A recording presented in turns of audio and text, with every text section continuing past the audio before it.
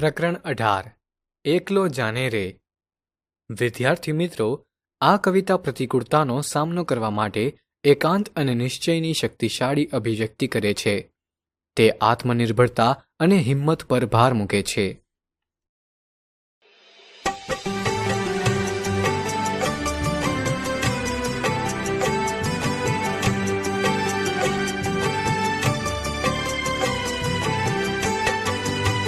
તારી જો હાક સુણી કોઈ ના આવે તો એકલો જાને રે. તારી જો હાક સુણી કોઈ ના આવે તો એકલો જાને રે. એકલો જાને, એકલો જાને, એકલો જાને, એકલો જાને રે. તારી જો હાક સુણી કોઈ ના આવે તો એકલો જાને રે.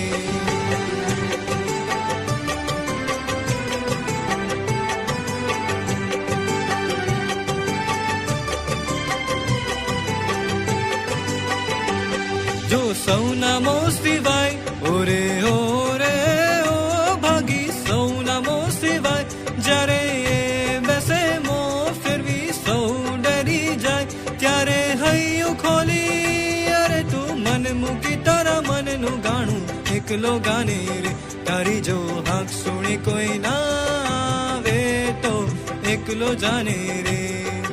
એકલો જાને, એકલો જાને, એકલો જાને, એકલો જાને રે.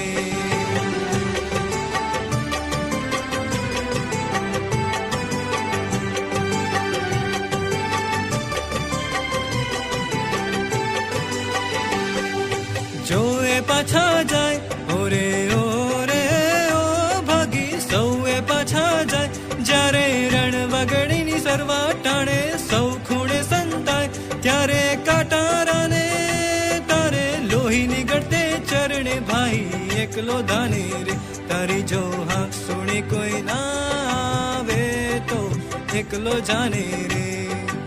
એકલો જાને, એકલો જાને, એકલો જાને, એકલો જાને રે.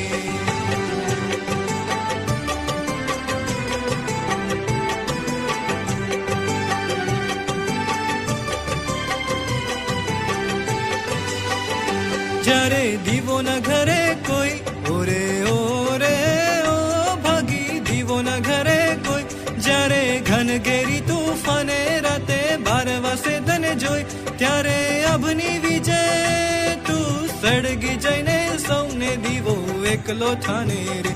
તારી જો હાક સુણી કોઈ ના આવે તો એકલો જાને રે. તારી જો હાક સુણી કોઈ ના આવે તો એકલો જાને રે.